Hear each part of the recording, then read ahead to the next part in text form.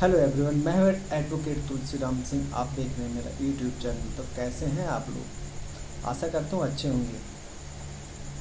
चूँकि हर जगह पे क्राइम बढ़ता जा रहा है, हर जगह क्राइम होता है और आए दिन ये दिक्कतें होती रहती हैं। छीना झपटी, अपहरण, बलात्कार, मर्डर, सारी चीज़ें होती रहती हैं। तो ये सब चीज़ें हैं जो हमारे समाज में काफ़ी हर जगह विद्यमान है। जितने बड़े महानगर हैं, जितने बड़े कंट्री है, जितने बड़े क्षेत्र हैं, वहाँ पे और जितनी घनी जनसंख्या है, उतना ज़्यादा वहाँ पे अपराध है। जी हाँ। तो आइए हम कुछ डिस्कस करते हैं अपराध से रिलेटेड। मैं बात करने आज वाला हूँ, जैसे हमने कल 156(3) के बारे में हमने बात किया था, डिस्कस किया था, सेक्शन 156 CRPC। आज हम बात करेंगे 154। चूँकि ये दो सेक्शन ऐसे हैं जो उन गरीब और दुखियों को वो पावर देते हैं, मतलब जिसका सहारा लेकर अगर आपके खिलाफ़ कुछ गलत हो रहा है तो उसके विरुद्ध आप जा सकते हैं कोर्ट में। ये प्रोस और इसमें क्या प्रोसेस, आप जा सकते हैं वहाँ पे, आप अपनी याचिका डाल सकते हैं, एप्लीकेशन डाल सकते हैं, फरियाद कर सकते हैं। तो आइए देखते हैं।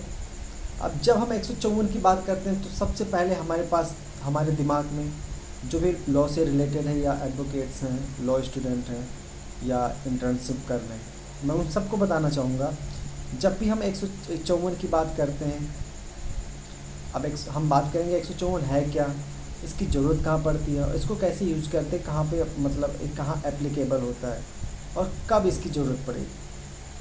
तो उन सब के बारे में हम विस्तार से बात करेंगे। तो आइए जानते हैं। जैसे 154 जो होता है, ख़ास तौर पर जैसे अब क्या होता है, आइए हम सबसे पहले आगे बढ़ने से पहले मैं चाहूँगा हम एक लैंडमार्क, सुप्रीम कोर्ट का 2013 नवंबर 2013 का लैंडमार्क जजमेंट है। आप समझ गए होंगे मैं किस जजमेंट की बात कर रहा हूँ। Lalita Kumari versus state of UP. Lalita Kumari मतलब बनाम यूपी सरकार, नवंबर 2013 का जजमेंट है। जिसमें होता क्या है, जो ललिता कुमारी होती है एक नाबालिग लड़की होती है जिसका अपहरण हो जाता है। उसके पिता द्वारा FIR, मतलब इस अपहरण से रिलेटेड जो थाना होता है, पुलिस स्टेशन में 2-3 बार कंप्लेन की जाती है कि शायद इसका कुछ, मतलब इसके कुछ काम करने के लिए कंप्लेन की जाती है, इस पे इन्वेस्टिगेशन करने के लिए, FIR रजिस्टर करने के लिए। बट होता क्या, 2-3 बार इन्फॉर्म करने के बावजूद पुलिस कोई इन्वेस्टिगेशन नहीं करती, कोई FIR रजिस्टर नहीं करती। फिर इसमें क्या होता है, नहीं रजिस्टर करती है। और मैं एक चीज़, फिर उसके बाद क्या होता है कि फिर इस केस को सुप्रीम कोर्ट में मतलब क्या कहते हैं, इसकी याचिका डाली जाती है 154 के तहत, 154 CRPC के तहत। और तो इसमें जो पावर दिए गए हैं, मैं उसके बारे में बात करूँगा, जो आम जनता को क्या पावर दिए गए हैं और कैसे इसको यूज किया जा सकता है। जैसे जो ललिता कुमारी का जो क्या कहते हैं जजमेंट है, मैं आपको बताना चाहूँगा, कम 250 पेज का जजमेंट है। बहुत बड़ा जजमेंट है, 250 पेज का।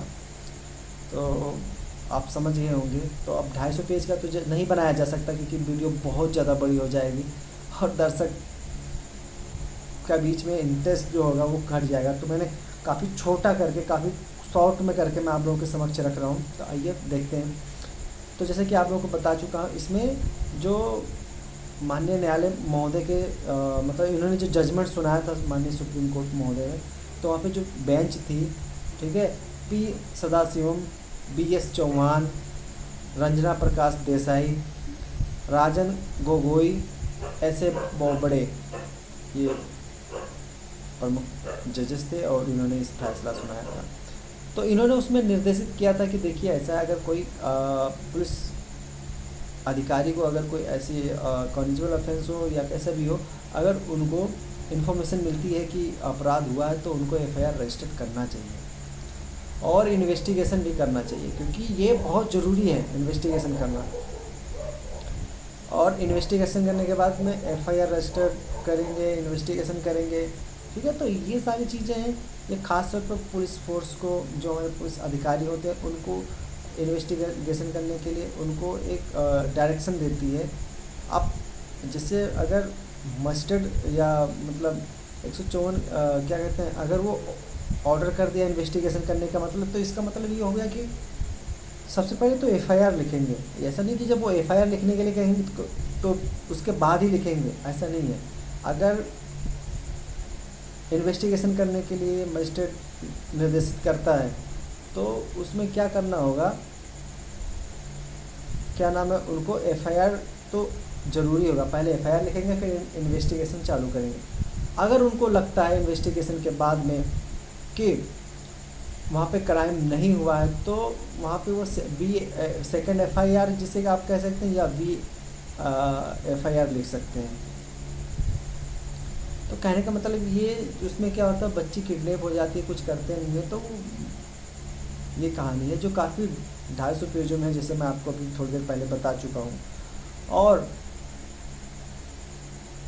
इससे रिलेटेड मैं कुछ और बताना चाहूँगा। जैसे इसमें क्या होता है, अभी मैंने काफ़ी इस पर स्टडी करके मैंने जो इन्फॉर्मेशन इकट्ठा किया है, और काफ़ी ज़्यादा बहुत बड़ा हो गया है। तो जैसे कि इसमें क्या कहते हैं, duty as to registered FIR. जी हाँ, इसके जो मेन पॉइंट है, इसके मैं जजमेंट भी बताऊंगा, फेमस लैंडमार्क जजमेंट है। ठीक है, तो जो पुलिस अफसर होता है ड्यूटी पर जो होता है उसकी, या पुलिस अफसर की जो फर्स्ट ड्यूटी होती वो ये होती है कि वो एफआईआर रजिस्टर्ड करे। ठीक है, जो इसके जो काफ़ी जो फेमस जजमेंट है वो Kirti Vashisht versus state of and others, ये आपका क्या नाम है, ये 11वें नवंबर का है, नवंबर 2019 का जजमेंट है। पुलिस एफआईआर करे, तो इसमें ललिता कुमारी का भी जिक्र किया गया है। इन्फॉर्मेशन टू पुलिस, देखिए जब आप पुलिस को इन्फॉर्मेशन मिलती है तो उसको एफआईआर रजिस्टर करना चाहिए। फिर क्या कहते हैं, इसमें जो मेडिकल प्रैक्टिशनर होते हैं उनके द्वारा जब कोई एफआईआर मतलब कुछ गलत किया जाता है तो उसके लिए भी स्टेटमेंट है। Krishna Dixit versus state of Chandigarh 2019 का एसएससी है, तो इसमें भी ये भी दिया गया हुआ। तो कहने का मतलब ये सारे ऐसे हैं जो एक आम नागरिक को प्रोटेक्ट करते हैं और उनके कुछ अधिकार दिए जाते हैं। जैसे क्या होता है, अब कोई अपराध होता है, कॉन्जुगल ऑफेंस होता है, और ऑफेंस करने वाला कोई ज़बरदस्त होता है धन बल से, पैसे से, तो पुलिस क्या होता है वहाँ पे थोड़ी बहुत लापरवाह हो ही जाती है, तो इन्वेस्टिगेशन नहीं करती है, एफआईआर उसके अगेंस्ट नहीं करती है। उसके बाद में थोड़ा टाइम ज़्यादा हो गया यार, इसलिए नींद आ रही है, बट आप मैं पूरा करके ही हटूँगा। उसके बाद में 0 एफआईआर का भी प्रावधान है। जो 0 एफआईआर का भी प्रावधान है। आप लोगों को याद होगा, एक अभी जल्द में दिल्ली का काफ़ी सनसना केस चल रहा था, काफ़ी फेमस था, मीडिया ट्रायल भी बहुत ज़्यादा हुआ, क्योंकि मुझे उसमें उस नाम नहीं याद आ रहा है। और तो उस केस से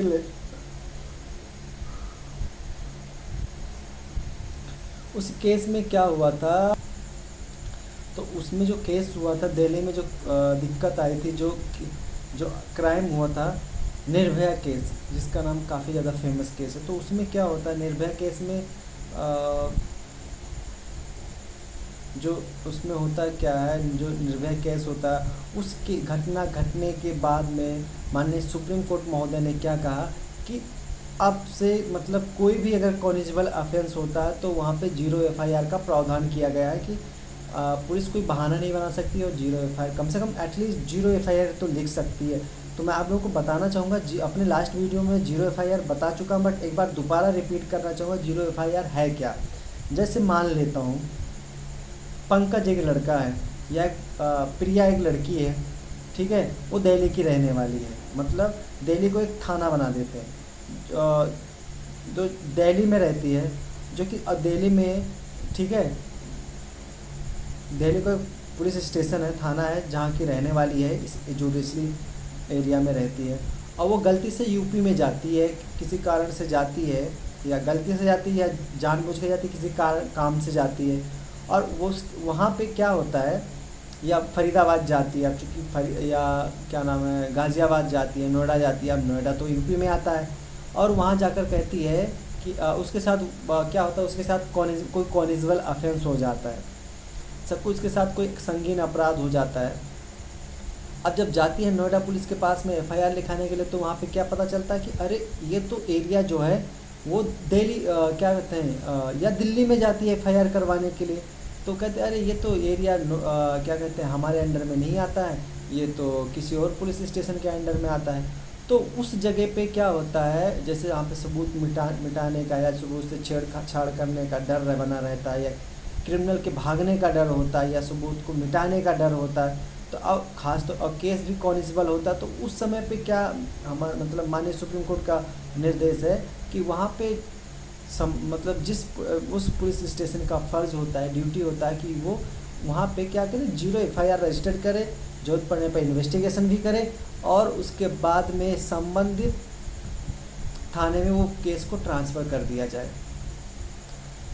ये था 0 एफआईआर का प्रोसेस और उससे रिलेटेड बातें। तो कहने का मतलब ये है, बहुत सारे नियम हैं, आप लोग जानते नहीं हैं इसलिए उसका फ़ायदा नहीं उठा पाते हैं। बहुत सारे नियम हैं, कानून हैं आपकी सुरक्षा के लिए, आपकी सेफ्टी के लिए, लेकिन आप लोगों को पता नहीं है होता है, इसलिए आप उसका फ़ायदा नहीं उठा पाते हैं। तो दोस्तों, ऐसे इन्फॉर्मेशन यूजेबल जानकारी के लिए, इन्फॉर्मेशन के लिए आप मेरे चैनल को देखते रहिए। नए हैं तो अभी सब्सक्राइब कर दीजिए और बेल आइकन को ऑल पे कर दीजिए, ताकि मेरी हर वीडियो, हर अपडेट, नए लॉ, नए जो भी गाइडलाइन बनते हैं उससे रिलेटेड आपको अपडेट मिलती रहेगी। स्वस्थ रहिए, मस्त रहिए। फिर मिलूंगा एक नई वीडियो के साथ, तब तक के लिए जय हिंद।